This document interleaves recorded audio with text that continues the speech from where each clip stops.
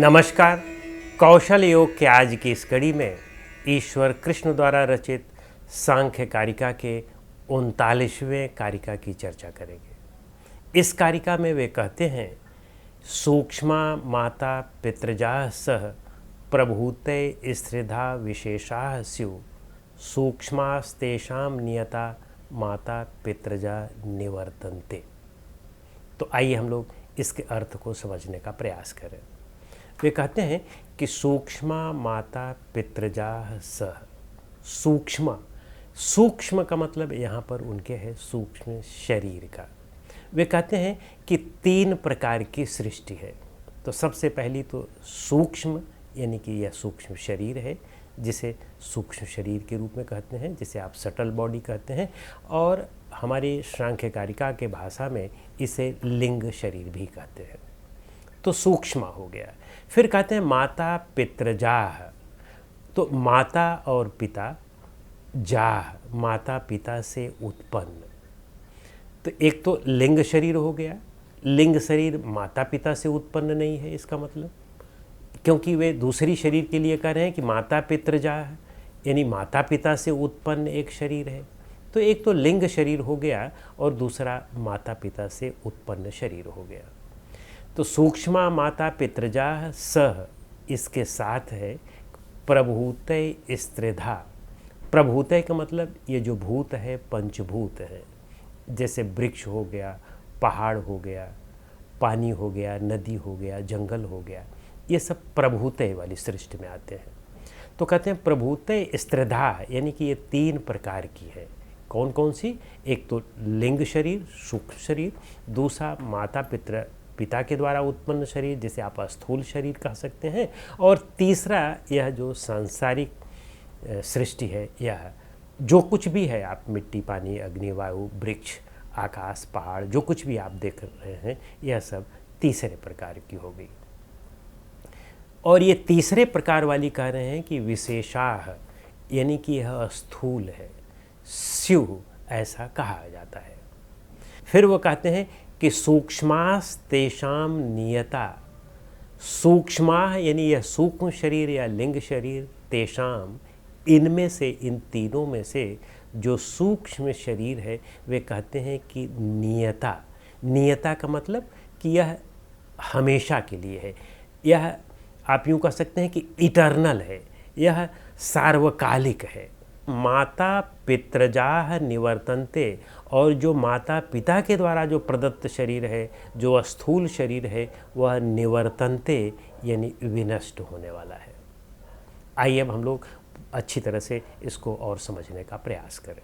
वे कहते हैं कि 3 प्रकार की जो सृष्टि है, 3 प्रकार की जो चीज़ें हैं, उनमें सबसे पहली हमारी लिंग शरीर है। लिंग शरीर को वे पहले सबसे क्यों स्थान दे रहे हैं? क्योंकि लिंग शरीर से ही स्थूल शरीर का जन्म होता है। लिंग शरीर कारण है स्थूल शरीर का, तो इसलिए सबसे पहले लिंग शरीर का, और दूसरा यह सबसे सूक्ष्म भी है। तो सूक्ष्म से ही स्थूल का निर्माण होता है, तो इसलिए उन्होंने सबसे पहले सूक्ष्म शरीर की चर्चा कर दी।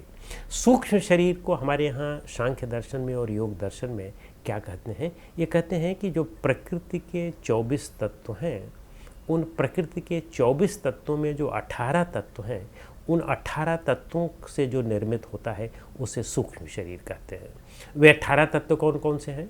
आप महत से शुरू करें तो एक महत हो गया, एक अहंकार हो गया 2, और अहंकार से 11 की उत्पत्ति हुई जो सात्विक अहंकार है, तो 11 2 13, और फिर अहंकार से ही पंच तन्मात्राओं की उत्पत्ति हुई, तो 13 और 5 18। तो इन 18 तत्वों से जो निर्मित होता है उसे हम सूक्ष्म शरीर कहते हैं। तो कहते हैं कि यह सूक्ष्म शरीर और लिंग शरीर हो गया। फिर माता पितृजाह, माता पिता के द्वारा उत्पन्न शरीर, माता पिता के रजवीर से जो शरीर उत्पन्न होता है, तो यह तो स्थूल शरीर है।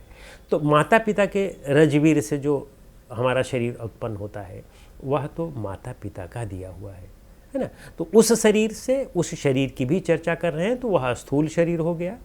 और फिर कहते हैं कि प्रभूतय, जो पंचभूतों से, जो 5 स्थूल भूत हैं, इनकी जो सृष्टि रचना है, वह भी एक रचना है। तो इस प्रकार की 3 रचनाओं की चर्चा वे कर रहे हैं। और फिर कहते हैं कि इसमें जो माता पिता के द्वारा शरीर है यह तो विनष्ट होता रहता है। यह शरीर, इसकी एक आयु होती है, यह जन्म लेता है और फिर इसकी एक मृत्यु हो जाती है, क्योंकि ये सारी चीज़ें कंपाउंड हैं, अनेक तत्वों से मिलकर के बनी हैं और कंपाउंड का बिखरना निश्चित है। हर एक संयोग का वियोग प्रकृति का नियम है। तो यह संयोग हुआ है अनेकों तत्वों का, तो इसका विघटन भी निश्चित है। तो इसलिए वे कहते हैं कि यह तो विनष्ट होती रहती है। अब एक शरीर की यात्रा समाप्त हुई, लेकिन सूक्ष्म शरीर कह रहे हैं कि वह विनष्ट नहीं होता है। सूक्ष्म शरीर वह नियत काल के लिए है, हमेशा के लिए है। लेकिन यहाँ हमेशा का मतलब इटर्नल का यहाँ पर यह मतलब मत समझें कि यह प्रकृति और पुरुष की तरह इटर्नल है। सांख्य दर्शन में, सांख्य कारिका में दो तत्व इटर्नल हैं, नियत हैं। वे कौन कौन से हैं? प्रकृति और पुरुष। उस तरह का यह नियत नहीं है, लेकिन फिर भी यह स्थूल शरीर की तुलना में नियत है, क्योंकि स्थूल शरीर का एक उम्र होता है और यह जो सूक्ष्म शरीर है, यह तो जो सांख्य दर्शन की मान्यता है वो ये है कि जब से सृष्टि हुई और प्रलय काल तक इसकी स्थिति रहती है, लेकिन जब आपका मोक्ष हो जाता है, कैवल्य हो जाता है, तभी यह समाप्त होता है। यानी ज्ञान की तलवार से, ज्ञान की अग्नि से इसे जलाया और काटा जा सकता है। जब तक ज्ञान नहीं है तब तक यह सूक्ष्म शरीर विद्यमान रहता है, और जब तक सूक्ष्म शरीर है वह स्थूल शरीर के साथ यात्रा निरंतर अनेकों योनियों में, अनेकों शरीरों के साथ यात्रा करता रहता है। लेकिन वह तो वही विद्यमान रहता है, वह नियत रहता है। तो कहने का मतलब यहाँ पर जो नियत शब्द है वह सापेक्षिक अर्थ में है, सापेक्ष अर्थ में है कि स्थूल शरीर की अपेक्षाकृत यह अधिक समय तक रहता है, करोड़ों अरबों खरबों जन्मों तक रह सकता है। लेकिन इसका यह मतलब नहीं है कि यह इसको समाप्त नहीं किया जा सकता है, एक दिन यह समाप्त भी हो सकता है, ज्ञान की अग्नि से यह जल भी सकता है। तो इस तरह का कहने का मतलब है कि यह ज्ञान की अग्नि से जलाया जा सकता है, लेकिन फिर भी बाकी अन्य की तुलना में, स्थूल शरीर की तुलना में यह नियत है, यह अधिक समय तक है, या आप यूँ कहें कि नियत समय तक है, जिसे हम इटर्नल कह सकते हैं। लेकिन वैसे वास्तव में प्रकृति और पुरुष की तरह इटर्नल नहीं है।